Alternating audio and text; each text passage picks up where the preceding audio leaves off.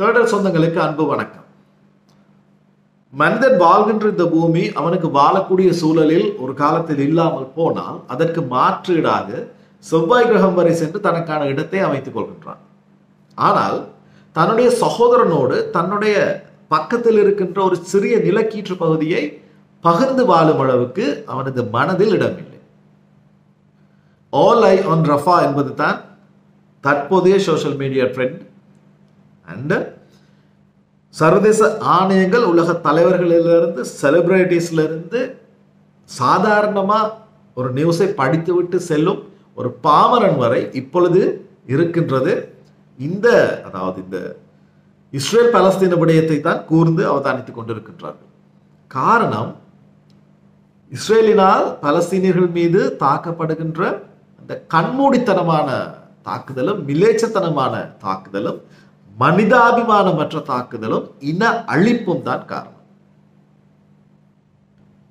அதாவது கடந்த 27ஆம் தேதி செவ்வாய்க்கிழமை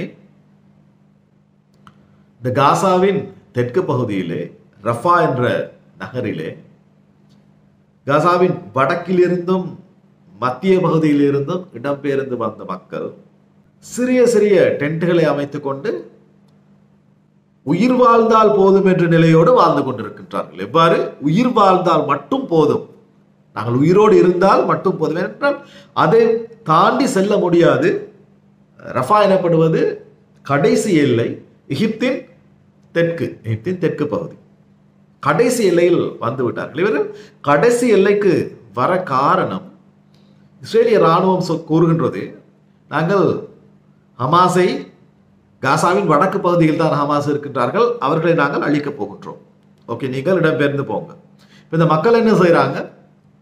சென்ட்ரல் பகுதிக்கு வராங்க, மத்திய பகுதிக்கு வந்த பிறகு சொல்றாங்க, இஸ்ரேலிய இராணுவம் கூறுகின்றது, சென்ட்ரல் பகுதியில் தான் இப்பொழுது ஹமாஸ் இருக்கு, ஸோ நீங்கள் சவுத்தை நோக்கி நகர்ந்து போங்க. நினைச்சு பாருங்க, சொந்த மண்ணிலேயே அகதிகளாக இந்த மக்கள் அலைந்து கொண்டிருக்கின்றார்கள். இப்பொழுது இந்த மக்கள் ரஃபாவின் இறுதி எல்லை, காசாவின் இறுதி எல்லை ரஃபா பகுதிக்கு வந்து விட்டார்கள். இந்த 27ஆம் தேதி இந்த ஹமாஸ் இயக்கமானது என்ன செய்கிறது சொன்னால், சில ராக்கெட்களை ஏவுகின்றது இஸ்ரேலின் டெல் அவீவ் நகரத்தின் மீது. ஜனவரியிலிருந்து இதுவரை ஏவப்பட்ட கொஞ்சம் அதிகமான தாக்குதலாக இதை எடுத்துக்கொள்ள வேண்டும்.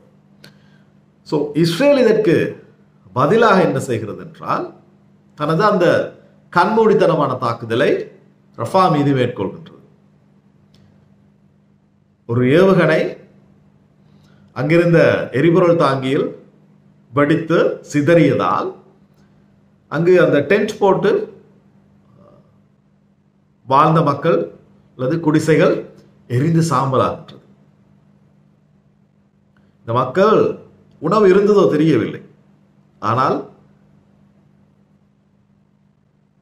நித்திரை கொண்டு எழுந்தால் கொஞ்சமாவது மன நிம்மதி கிடைக்கும் என்ற நிலையில் தூங்குவதற்கு தயாரான நிலையில் தான் இந்த வெடிப்பு சம்பவம் நடைபெறுகின்றது. சுமார் 45 பேர் கொல்லப்படுகின்றார்கள். அதில் கொடுமையான செயல் என்னவென்று சொன்னால், அருகில் இருந்தவர்கள் ஓடி சென்று தீ எரியும் பொழுது தூக்கி கொண்டு வர்றார்கள் ஒரு தலையில்லாத ஒரு குழந்தை, ஒரு சிறுமியோ சிறுவனோ.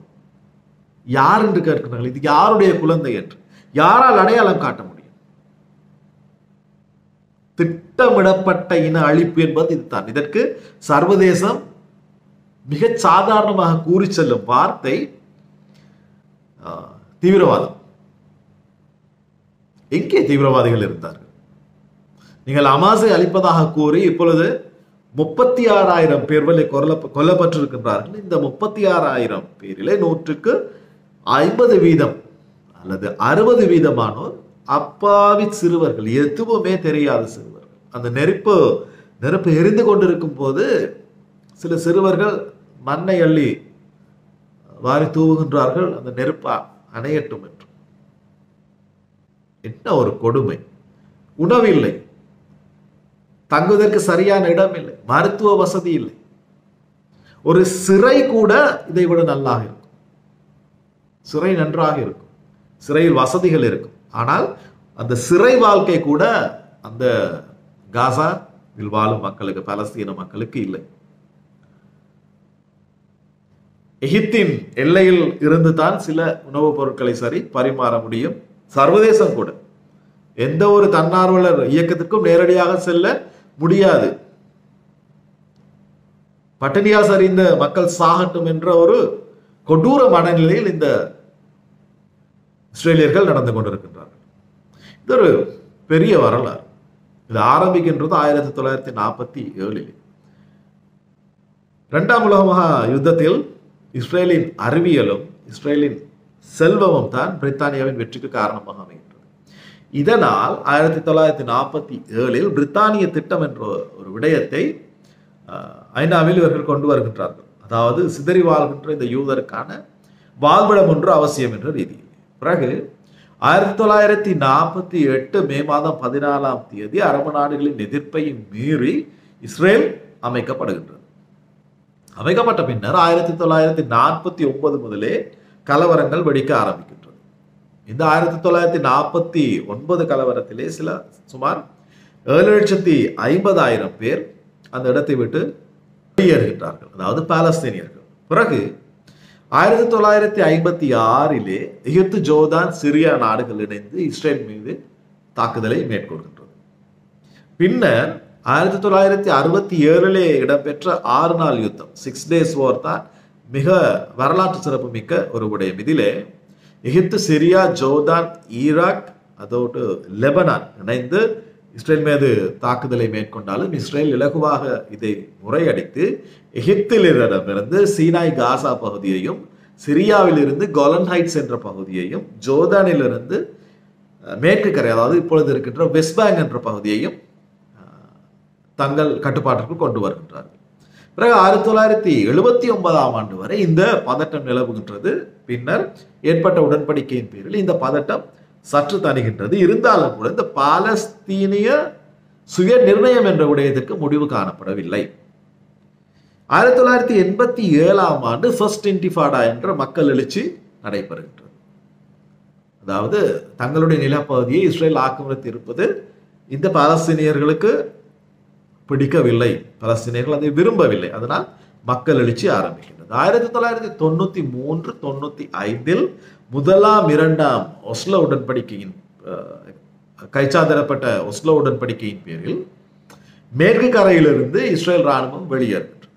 வெளியேறிய பின்னர் வெஸ்ட் பேங்க் பகுதியினை முழுக்க யசீர் அரஃபாத்தினுடைய கட்சி, ஃபட்டா கட்சி ஆட்சிக்கு வருகின்றது. இப்பொழுது ஒரு தனி பாலஸ்தீனமாக இது இருக்கின்றது. இது சுமார் 2006 கால பகுதி வரை சுமூகமாகத்தான் சென்று கொண்டிருக்கின்றது. சுமூகமாக என்று குறிப்பிடும் போது பதட்டம் இருந்தாலும் கூட இஸ்ரேலுக்கு உன்னத எல்லையில் நீ இருந்து கொள், என்னுடைய எல்லையில் நான் இருந்து கொள்கின்றேன் என்ற ரீதியில் இது நடைபெறுகின்றது. ஆனால் 2006 இந்த ஹமாஸின் அரசியல் பிரவேசம் நிகழ்கின்றது. ஹமாஸ் என்பது அடிப்படை மதவாத அரசியல் பின்னணி கொண்ட ஒரு அமைப்பு, இயக்கம், கட்சி எதுவாகப்பட்டாலும் எடுத்துக்கொள்ளலாம். இந்த ஹமாஸின் என்ட்ரிக்கு பிறகு 2006 இருந்து 2011 வரையான காலப்பகுதியில் இந்த யசீர் அரஃபாத்தின் ஃபட்டா என்ற அமைப்புக்கும் இந்த ஹமாஸ் அமைப்புக்கும் இடையில் கூட பலதரப்பட்ட மோதல்கள் நடந்து 2014 ஒரு ஐக்கிய ஆட்சியாக இது முடிவு பண்ணப்படுகின்றது. காசா பிரதேசத்தை ஹமாஸ் ஆள்கின்றது, வெஸ்ட் பேங்க் பகுதியை இந்த ஃபட்டா கட்சி ஆண்டு கொண்டிருக்கின்றது. இந்த கால பகுதியிலே 2014, 18, 2021 படிப்படியாக இந்த ஹமாஸ் இயக்கம் இஸ்ரேல் மீது தாக்குதலை மேற்கொண்டு கொண்ட வண்ணம் தான் இருக்கின்றது. இஸ்ரேலும் அதற்கு பதிலடி வழங்கி கொண்டு தான் இருக்கின்றது. 2023 அக்டோபர் 7 தான் வரலாற்றிலே கரும்புள்ளி விழுந்த நாள். இந்த ஹமாஸ் இயக்கமானது இஸ்ரேலுக்குள் ஊடுருவி ஒரு கண்மூடித்தனமான தாக்குதலை மேற்கொள்கின்றது. இதற்கு பதிலடியாக இஸ்ரேல் ஆரம்பித்த அந்த செயல்பாடு தான் இன்று வரை நடந்து கொண்டிருக்கின்றது. இந்த ஹமாஸின் தாக்குதலானது இஸ்ரேலினால் உண்மையாகவே தடுக்கப்படவில்லையா என்ற சந்தேகம் கூட இருக்கின்றது. காரணம் 2023 ஆரம்ப பகுதியில் மே மாதத்தில் இந்த தற்பொழுது பிரதமராக இருக்கின்ற பெஞ்சமின் நெட்டன்யாவுக்கு எதிராக உள்நாட்டு கிளர்ச்சிகள் ஆரம்பிக்கின்றது. இவருடைய ஆட்சி சரியில்லை, இவருடைய அடிப்படை மதவாதம், அங்கேயும் அந்த அடிப்படை மதவாதம் தான் இருக்கின்றது இஸ்ரேலில். இது சரியில்லை என்ற ரீதியில் சில கிளர்ச்சிகள் ஆரம்பிக்கின்றது. இதனால் மக்களை திசை திருப்பதற்காக இந்த அமாசை உள்ளே வரவழைத்து யுத்தம் என்ற விடயத்திற்கு நெட்டன்யாஹு பயணித்தாரா என்பது இப்பொழுது கேள்விக்குறியாக இருக்கின்றது. இப்பொழுது பெஞ்சமின் நெட்டன்யாஹுவின் நடவடிக்கைகள் அத்தனையுமே தவறு என்ற ரீதியில் ஐநாவிலிருந்து அனைத்து மனித உரிமைகள் அமைப்பு, அமெரிக்கா கூட இப்பொழுது நீங்கள் செய்வது தவறு என்ற ரீதியில் குறிப்பிட்டிருக்கின்றது. அமெரிக்காவும் அந்த விடயத்திலிருந்து விலகி இருக்கின்றது. இந்த ரஃபா மீதான தாக்குதலுக்கு பெஞ்சமின் நெட்டன்யாஹு என்ன கூறுகிறார் என்றால், இது ஒரு பிக மிஸ்டேக், பாரிய ஒரு தவறு நடந்து விட்டது, நாங்கள் ஆணைக்குழு அமைத்திருக்கின்றோம், இன்வெஸ்டிகேஷன் கோயிங் ஆன். சரியாக எங்களுடைய நாட்டிலே இறுதி யுத்தத்தால் காணாமல் ஆக்கப்பட்டோர் 1,40,000 பேர் என்பது அரச தரவு. அரச தரவே 1,40,000 என்னும் போது உண்மையில் உயிரிழந்தோர் எத்தனை என்று தெரியவில்லை. ஸோ இங்கேயும் இந்த இன்வெஸ்டிகேஷன் கோயிங் ஆன். அங்கேயும் ஒரு திட்டமிடப்பட்ட இன அழிப்பு, இங்கேயும் திட்டமிடப்பட்ட ஒரு இன அழிப்பு. இதுவரை இங்கு நீதி கிடைக்கவும் இல்லை, அங்கு நீதி கிடைக்குமா என்பது கூட ஏதோ ஒரு வகையில் சந்தேகமாகத்தான் இருக்கின்றது. சந்திக்கின்றேன் இன்னும் ஒரு பதிவில். மறக்காமல் வீடியோவுக்கு லைக் பண்ணி ஷேர் பண்ணி சேனலை சப்ஸ்கிரைப் செய்யவும். நன்றி.